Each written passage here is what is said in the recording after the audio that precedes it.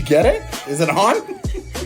Hello, good morning, and welcome to another episode of Taking Over the World with Ed and Aaron. What's up, buddy? Stop shaking your head. Come on. It was a good run.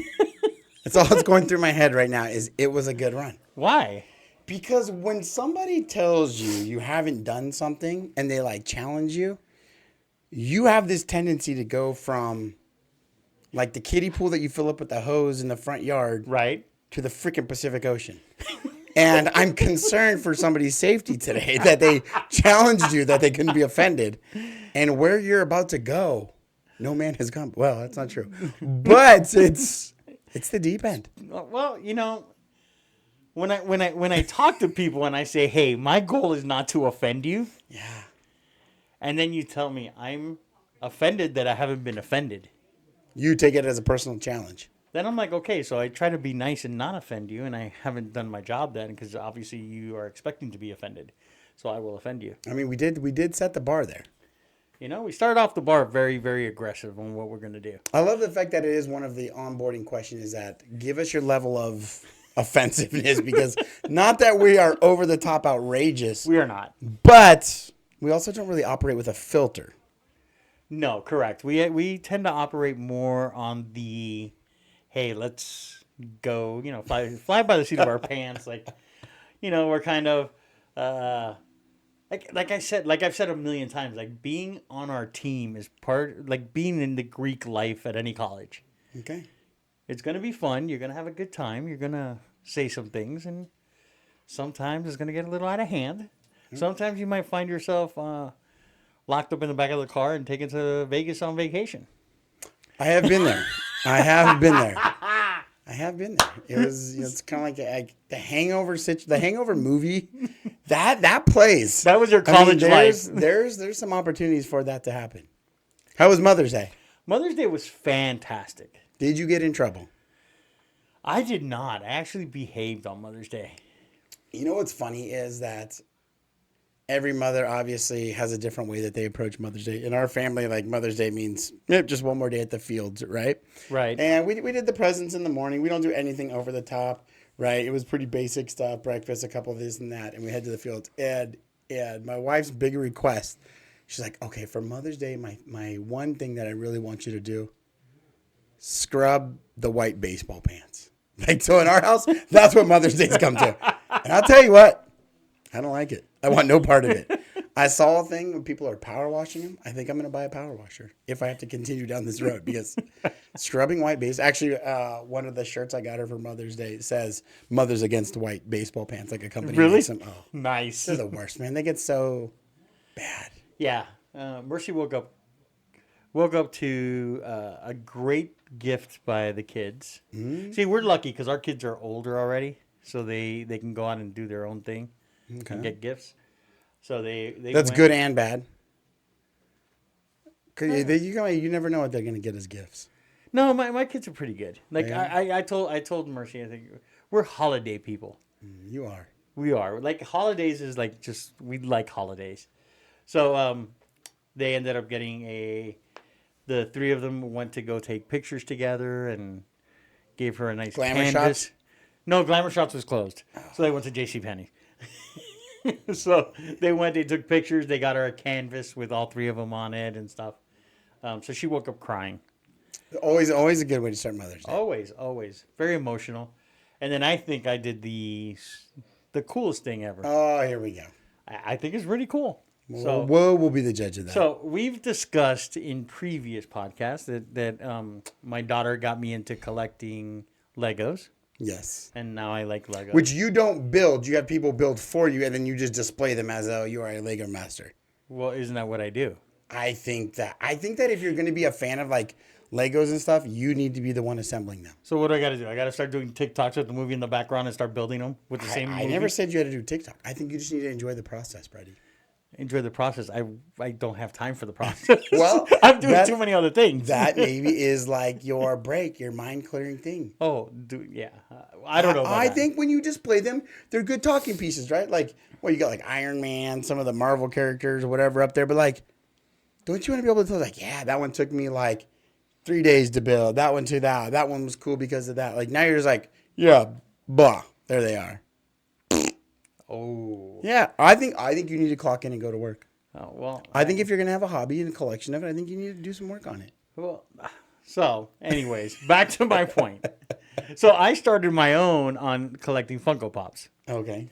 So Mercy's always saying, well, stop buying stuff to collect because, you know.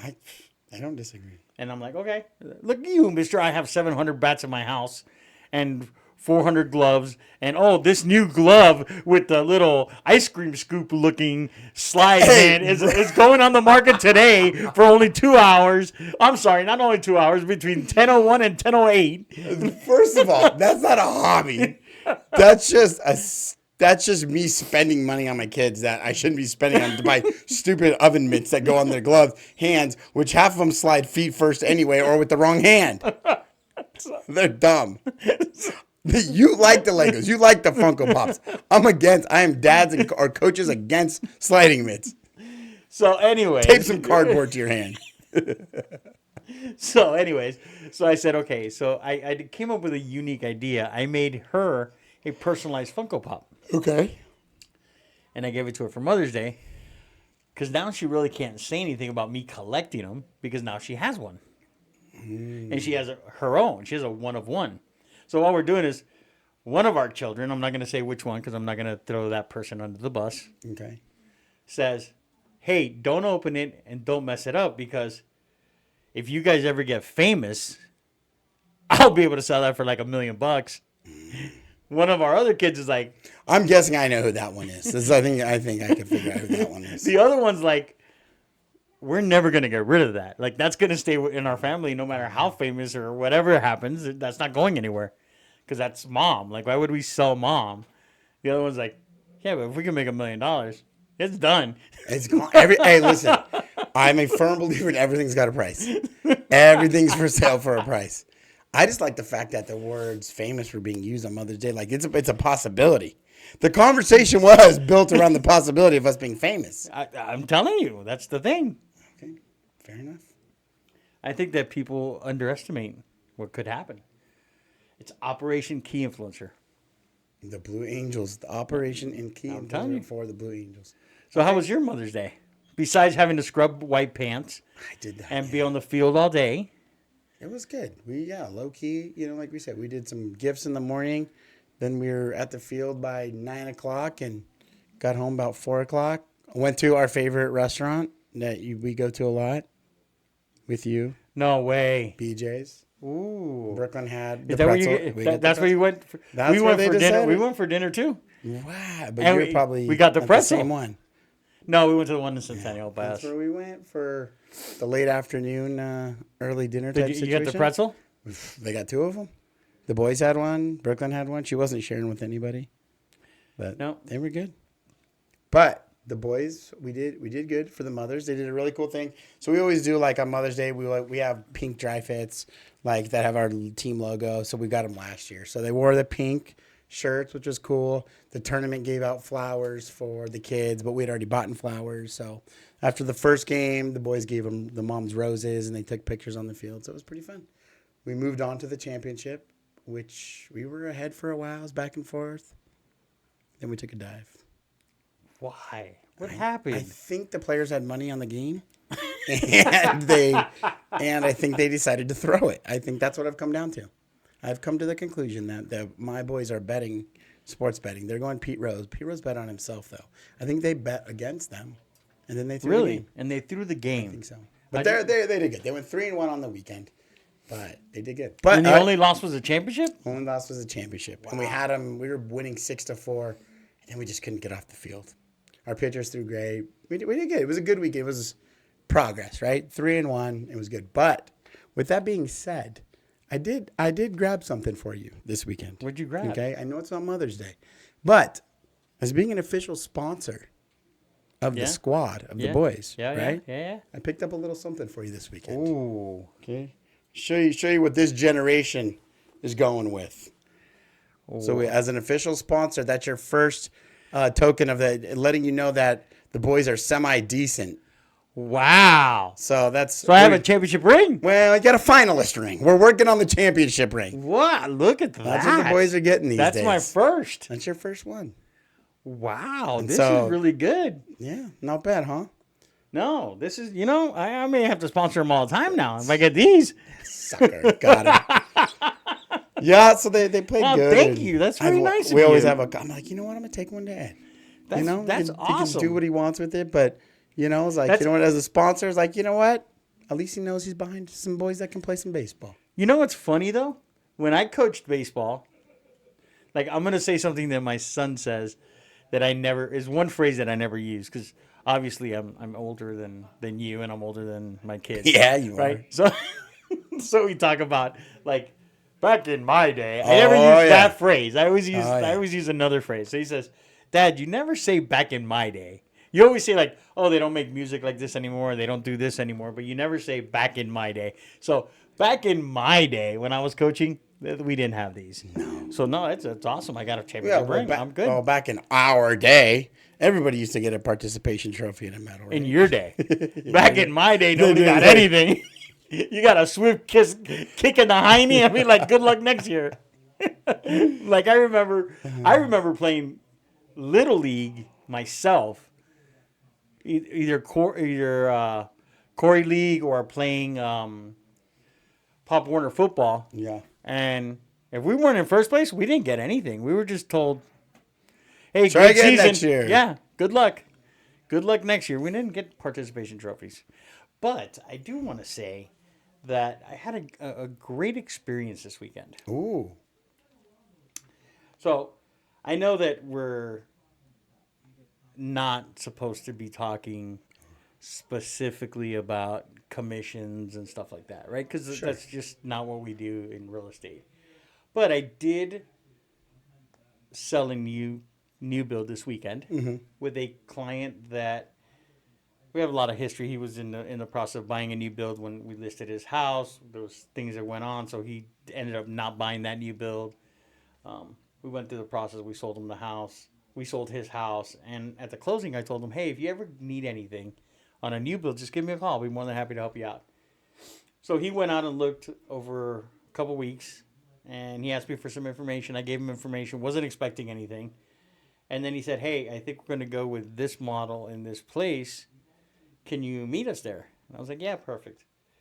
So I met him there, and we decided to go through anything. But when I was going over the new buyer-broker agreement that everybody's supposed to sign, I went over and said, this is what I typically charge for my services. Sure. There was no argument over whatever what my fee was. And I said, but I'm willing to, because we've sold something from you in the past, that if I don't have this specific amount that I charge, I'm willing to take whatever the builder pays us. Sure. And what do you think his response was? Well, I would think, like obviously setting up with this question, I would make a guess, but I think the average answer is like, oh, wow, appreciate it. Thank you so much. That's great. I would imagine in this case, knowing you have the history, knowing that this is the way the question was phrased, I was willing to bet he probably maybe even said, I'll make up the difference anyway. Exactly. Yeah. And I was like, no, we're okay. Like, I'm providing enough service. But that's my whole thing, right? So when we talk about real estate and we talk about what we do every day and how we treat clients and what we're trying to do to establish the value we provide, right? Whether it's building the relationships, like you're really good at building those relationships. And I think we all are good at building that on our team. You're good at, the videos and content and giving them, hey, there's a buyer's... what do you call it? Buyer's Academy and a Seller's Academy. These are videos that answer all your questions, that do everything.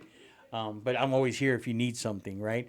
I think it just proves that if you provide the right value, people are willing to pay. Nobody doesn't want you to get paid. Right. And I think you couldn't have said it better. I mean, especially when you go into the word value, right? Is that, especially when the NAR settlement came out, everybody's like, oh my God, the world is over. We've already gotten over this. Besides a couple pieces of paper now that you have to do, like are required to do, most of us already do them anyway. Not much has really changed on that, right? I mean, the way of operating, you've always been able to negotiate. You've always been able to sell or buy on your own. Like you've never, so we've talked about this too. Like you can go into a courtroom and represent yourself, right? However, Some things are best done with a professional, right? We have to go get our license. We have to go through the education. We have to pass national exams, state exams. We have to have continued education for reasons, right? Just like you can't just hand over a set of keys to a 15-year-old or 16-year-old and be like, here you go, drive a car. Like, the people want to know that they're able to do that, right? So like there is value there. And now I think the more that we promote our value and show our value in a way like you presented is like, hey, listen, this is how I operate. This is what I typically do. Because our relationship is what it is, in this circumstance, this is what I'm going to do. And your client's like, no, I pay for this value. I want your full effort, right? Because we've all heard about those people that charge super low commissions or super low flat fees or this or that. And we find out, the old saying goes, you get what you pay for in some states, right? Correct. And now I had a client with, was another referral that I talked to on Friday. And we got into that, right? They want to know. People are afraid to have that conversation about commissions, right? Or fees, professional service fees, right? Right. And she asked me, like, okay, what is that? Hey, listen, after my, yeah, I first I kept telling her down my, she goes, she didn't even budget the number that I told her. And it was, common for what I do. And she was just like, oh my God, I'm so excited to like look through the Buyer's Academy and Seller's Academy. And I got talking to her, I was like, you know what? Now talking to you, I want to be able to provide more value. I'm actually going to go next week and I'm going to start filming a probate academy because 2 of our new listings have been probates. Right. And those continue to pop up. They probably will always be, unfortunately, they're always going to pop up. And people, like, she was asking questions like, well, can you just tell me the process? And like, boom, yes, this is how it goes. Depending on if you're a, administrator, an immediate administrator, what's the difference? What's the process look like? Like, she was just like, oh my gosh, like there's so much. And she was just like, so thankful for the information. I mean, she was jacked. She was just like, yeah, like, where do I sign basically? Like, but it goes back to the whole thing is that our whole intent in the way that we operate is value first. And just like you told your client with the new build, hey, listen, I'm just here to give you value, help you. And then he was the one that actually was like, no. I want to pay for that value. Right. And it's just like people when they go to work, like every other profession, I mean, I guess sales not included, but you have these other people that go to their banking jobs, their school jobs, teacher jobs, government jobs, whatever. People have salaries. Right. People know what they get paid. We're one of those industries, we don't know what we get paid. And so I think that pay and profit is like our suppose these nasty words in sales, but it's like, you guys get paid. Why can't we get paid? We're open about it. This is what we make, like it's, but I just think people, for some reason, under the touch, like, you make too much. Well, everybody else gets paid, right? And some people do get paid too much in our industry. Some people are bad at their job and they bring no value. I totally agree with that. But there's people like, have you ever been into I'm not going to name a specific place, but have you ever been into like a coffee shop, right? And you see that one person that's there that remembers what you drink, that because you frequent there, that is having a good time, is smiling, is always treating everybody right, and then you always look around. There's always at least one out of the 9 people working there that are just standing around. Mm-hmm. So I would say the same thing in our industry, right? We have 8 of them that are going to be in a pretty decent mood, taking care of everybody, doing it, and you're going to have one just standing there, right? And that's going to happen. Maybe in our industry it's a little lopsided. Maybe there's 6 standing there and 2 or 3 helping, but like we went into details, like we went into which is great, because when we went to go see the house, right, we went out in the parking lot and we were talking of the new build, and we spoke about the what are they going to do with the other house. So this was a couple who, he owned his prior house, she owned her prior house. They got married, so now they had 2 houses. I sold his house. Her house is still there. So they're like, what do we do with the house? Sell it. So I said, okay, I can give you 2 answers. I can give you the traditional real estate answer, right, or I can give you what I feel is the correct answer. Sure. And they said, okay. And then out of jokes, they're like, okay, so what was the real estate answer? I'm like, sell your house. Why? Because I'm going to get paid. So let's sell your house.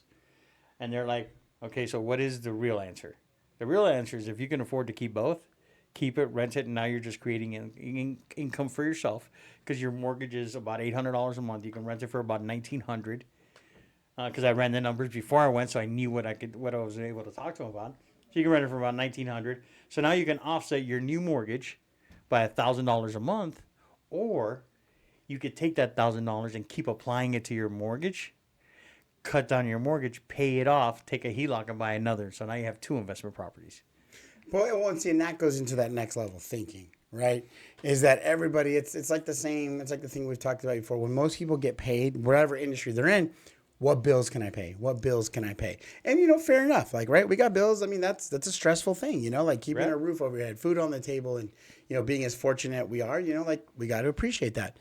But there's that next level thinking that people have. And I think that's why you always see and you hear like the rich get richer, or, you see these TV shows like I can start a company in 90 days, whatever. It's just the way some people process information and they collect, we've talked about before is collecting data, processing it and moving on. Like to that point, a lot of people will be like, no, sell it. I'm worried about I don't want to have 2 mortgages in case something happens. Well, to your point, like, well, why not invest in real estate? Right? Like, why not carry that? Like you said, now they can offset their mortgage by $1,000, pay it off early if they want. And now they got 2 properties that are growing equity. And I mean, it's not like you can't just turn around and sell it in a month from now, 2 months from now, if it's not working out. And the thing is, like, so a lot of people go to like new builds, right? And they say, oh, well, I don't need a realtor for this, right? Because this is a new build. Right. Well, I was able to get them not on a prefab, like not on a move-in ready home. This was on a new one that's actually going to get started. I was able to knock off some of the price, right? Because I knew what questions to ask. And the biggest thing is when we started going over the documents, I asked a question that a lot of people don't ask, and you don't know until you ask the question if you work with a realtor, is because of where my mind always goes into looking at investment opportunities. I said, okay, are there any rental restrictions on this community in the HOA? And they looked at me and they're like, oh my God, that's a great question. I'm like, of course, because that's what I look at. Can we rent this out if we want to buy another house? Right. If I can't rent it, then you need to know that ahead of time that, hey, this community may restrict what you do. And the salesperson says, yes, there are rental restrictions. Mm-hmm. And I said, okay, what are the restrictions? Because that's the next question. Sure. Because he just said there are rental restrictions. Oh, the restriction is that the lease has to be a minimum of 6 months. That's it? Okay. I'm like, that's not a rental restriction to me. Right. A rental restriction to me is you can't rent. Right. Or like a cap on it. Like, we only list 1% of the homes in here can be rented. Something like that is a restriction. Right. If you put a 30-day, 60-day, 90-day, 180-day, whatever term, or even a 1 year, that's what I would recommend to, at least in this particular city in Las Vegas, since we don't have Airbnb laws that are favorable to the owners. Right. I wouldn't recommend Airbnb anyways. I would recommend, hey, do a long-term lease on it and then move on. So as far as I'm concerned, as a realtor that I think will be a lifelong realtor for this couple, is, hey, now we're looking at, in the future, are you guys going to go into another house and we're going to rent this house out, or are you going to stay here and then buy another investment property? Like, there's opportunities that arise, but it's being, I think the part of it is being with a professional. Right? Like, we're professionals. Like, oh, go ahead.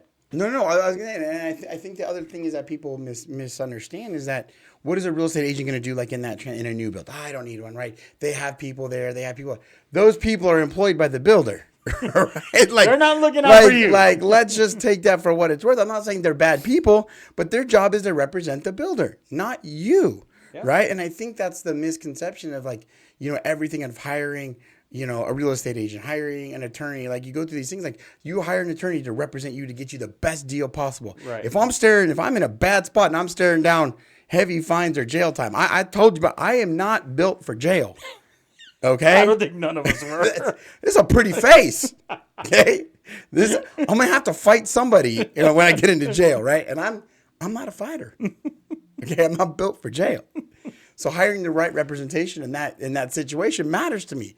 So when you start talking about thousands of dollars or rental restrictions, God forbid they buy this property and we're going to rent it out, and then they come to find out, they look at the HOA docs, no rentals allowed. Right. At all. Right. Or a cap rate of 1% of them, and they're already full. Like, God forbid. Now they're screwed. Now they're sitting on this property. Like, now you got to sell it. Right. Right? But so having that representation, I think, is huge. And I don't think that the NAR settlement and the public understanding of it right now shows what good agents can do and provide the value. And we've seen our clients are like, no way, I'll make up the difference because I need you in my corner. Right. And in that case, like I remember my last new build that I went through, things were going pretty good. We went through, we got, as much as we could done, and we negotiated a couple of terms here and there. But we went through the blue tape walkthrough, right? And so I think having that agent there, because I felt like my buyer was like, oh, I don't know. Like, I want to be like, they're my home builders. I'm like, no, I'm going to tell you everything that I see and point out to you as if we were doing a walkthrough. And he started asking me, like, what do you think about this? Like, I'll tell him, make me a list. I'll be the bad guy, right? Like, that's Right. what I'm here to do, to represent you the best I can. If you're not happy with something, let me know so I can point it out to them. If, or if I see something that I don't think is adequate, I'm going to bring it to your attention. You tell me how you want me to handle it because I work for you. But even on those walkthroughs, I think it's super important. I think everybody assumes, hey, this is a new build. It's a brand new house. It's going to be perfect. Right. No, man. You got people, sometimes they cut corners on things or, somebody, I thought so-and-so was going to patch this spot or, this or that. And I mean, there's a lot of stuff in a new build that needs to be looked at and gone over. I mean, just like any other resale of a home. Right. And I think that having the right professional in your corner and having a professional, period, is the way to go in any profession. That's going to lead me right into my next one. Ooh, buddy. Did you know who the newest starting pitcher is for the Pittsburgh Pirates? Oh, bro, this guy. Of course I do. Who is it? Paul Skeens. Which is? Paul Skeens, the pitcher from LSU. No. Yes. Is that Livy's? Yeah. Okay. Livy Dunn's boyfriend. Did you hear what happened to them when they got called? Up to the minors? From the minors up to the pros. I did not hear the story. You didn't hear the story. No. So I saw an interview with her about the story. Mm-hmm. So I guess it was an off day for them. Yeah, he just pitched, I think, Saturday. Right. So it was an off day. First day. And they were taking a nap in the middle of the day. Nice. Shout out, I'm a fan of naps in the middle of the day. Right. So when you can always get one in, get one in. For sure. Right? So they were taking a nap. When they woke up from their nap. Nap. Got it. Mm-hmm. No, they were napping. Because when they woke up, they saw the missed calls. Oh. Imagine waking up to that missed call. Pittsburgh Pirates. It was a couple missed calls and a voicemail. Mine says scam likely. This dude's almost getting Pittsburgh Pirates front office. Probably going to want to take that one. So he saw, they left him a message, he called, and they're like, yeah, we need you here. The only flight from where he was to Pittsburgh was already gone. So they missed a flight. Nice. So they had to pack super fast, get in the car, and drive 6 hours to make it on time for him to pitch his first game. Solid. I love it. Hey, listen, I'm driving 6 hours too. Oh, I would drive whatever. He did well. I think he struck out like 4 or 5, and he hit like 15 pitches over 100 miles an hour. I mean, the guy can straight throw. So do you think the guy's going to be there? Yeah, I think he'll stay around for a while. He's big. He's powerful. He locates really well. He has a couple of good pitches. He can throw. He's not just a fastball only guy. It'll be interesting the generation of baseball players have changed so much. I mean, you see all this strength training now that goes into it. It's kind of like how Tiger changed golf with getting bigger and stronger. And, you still have to have the flexibility for your sport. And you see all the things that these guys do now for flexibility and strength. But the days, I mean, if you're not throwing 98 to 100, I mean, boy, that's kind of the norm now, right? But this kid can throw it. And, he went through LSU. Obviously, he pitched well there. He's blown through, I mean, he's been only drafted a year ago. Right. So he's already made it this high as a pitcher. I think that's a little bit harder to do. But time will tell if he's a starter or maybe like a closer, because he can come in. Like it'll be interesting to see how long he can throw that hard for how many innings, right? So like I'll give you an example. Like when I was in high school, we had a senior that just threw gas. Right? And back in our day, right? I mean, he was probably throwing high 80s, maybe 90, but But when I graduated, that was gas. That was nasty. I mean, that's when you saw guys in the majors throwing low 90s, mid 90s tops. Right. You could make it as a left-handed pitcher, dude. If you touched 90, you were going for days, right? You were getting signed. Well, he threw it by the high school kids, right? Just chatted right by him. They couldn't touch it. Went to the next level. Things got a little different. So you get to Major League Baseball. I get it. You can throw 100. But if you don't have a lot of movement or a secondary pitch, these guys are going to hit 100. You might pull it over on them once or twice, but once they figure out your arm angle and stuff, I mean, with all the video and technology they have, you know, I mean, we're not going full Astros banging on drums and wearing chest mics and stuff, but 100-mile-an-hour fastball is hittable. It's what kind of movement do we got on it in secondary pitches, and he seems to have that. So, I think he's going to be around, man. I've seen a couple A-Rod videos. Yeah.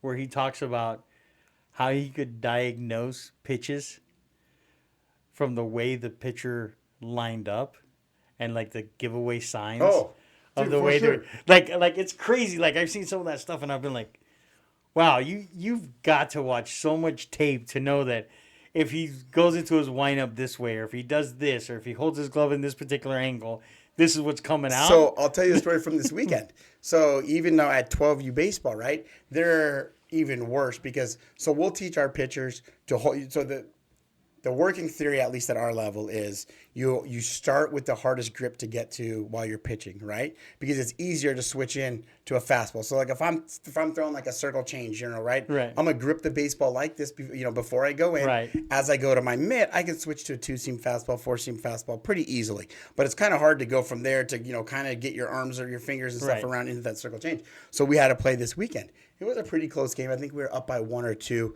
We had 2 outs, and I don't know if it was my son or the guy right before. I think it was my son, actually, on third base, and I coached third base for us.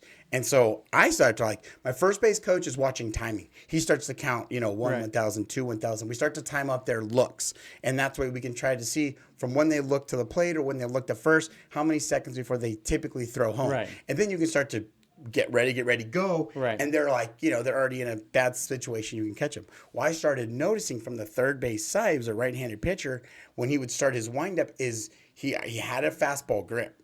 So when he would start, he was already in fastball, but in his windup, as he started to slide back, you could see him move his glove to adjust his pitch. And so I noticed every time he threw it, he didn't have great off speed, but he threw it low, right? And typically lows in the dirt, pass ball. Right. So I told my son, I was like, hey, watch his grip, okay? As soon as he takes his first step back, if he shuffles his glove, it's off speed. I want you to take 2 more steps and anticipate a ball in the dirt. First pitch goes by, boom, fastball. Next pitch goes like this, boom. My son takes 2 more. Sure enough, boom, bam. Ball's like 2 feet away from the catcher, but he was already anticipated. He was gone. He was safe. No problem. So, nice. So it's a real thing. So you start to learn their tendencies. The things that A-Rod is saying, you can pick it up. Sometimes it's elbow slot or where they reach it back. Oh, for sure. But he would say it was funny because I've seen he's done a couple different videos on even as a outfielder, right? He would be able to look at a batter and how the batter stands and the grip that he had and what he was going, like if he was going to try to bunt or if he was going to try to do a sack fly or whatever. Based on the grip of the guy, the way he was holding the bat and the position he was standing, I was like, wow. Like, you don't think of all that, right? You just think of baseball's baseball. Like, in football, there's strategies, but it's a little different strategy. But you don't think baseball has that much strategy. That's crazy. And it's insane how much strategy it has. Oh, yeah. And that's why you hire professionals, right? Because we have the coaches. That's why they got professionals. Yep. Because we have the strategy to win the games. That's right. Because we collect data. That's all they're doing. They're collecting data visually, analytically, and then they process it to get an edge, right? So again, thank you for this wonderful. Hey, first one. Let's see if we can bring one home back from Cooperstown. Oh, dude, that would be an amazing one. I don't know about that one, but that would be pretty cool. 60 teams right now. 60 teams in our week. Minimum 7 games. So you play 6 pool play games, 3 straight games of 2 a day. And then you start the 4th day. How many pitches do they get? They don't monitor pitches. So you can have your guy. Well, but you're going to still control your guys because they're young. We'll follow our standard pitching rules. I mean, typically it's, you don't want to get up. 75 to 85 is a pretty good day. We're going to probably keep them real low during pool play because we're going to have to go through them. I mean, really what you're trying to do is set yourself up for bracket play. So, we'll probably go 2 innings, keep them all fresh. That way they can keep rotating. By the time we get to bracket play, we should still be fresh. But, dude, there's coaches out there, and, I mean, dude, they'll throw pitchers 100, 120 and not think like they want to win that bad. And we rarely throw pitchers that high unless they're just absolutely dialed. There's a huge game, and then we talk to their parents, and we're like, hey, man, this is where we're at. And, I mean, I talked to a parent this weekend. Kid was pitching great for us, and he wasn't that high. He finished, like, low 80s. But it was more than he's normal. Right. And we were getting ready to go into the last inning, and I was like, what do you want me to do? And I was like, she's like, what do you mean? Let him finish the game. And I was like, all right. I was like, talk to the kid. I'm like, what do you? He's like, I want the ball. I'm like, okay. I'm like, all right, then go get it. And he did. They did really well. But, you'll have coaches that just all out for winning, right? So. That's it, brother. Well, have a good one. Right. Have a good week. Operation Key Influencer still in effect? Oh, that's never going to go away. Made some more progress?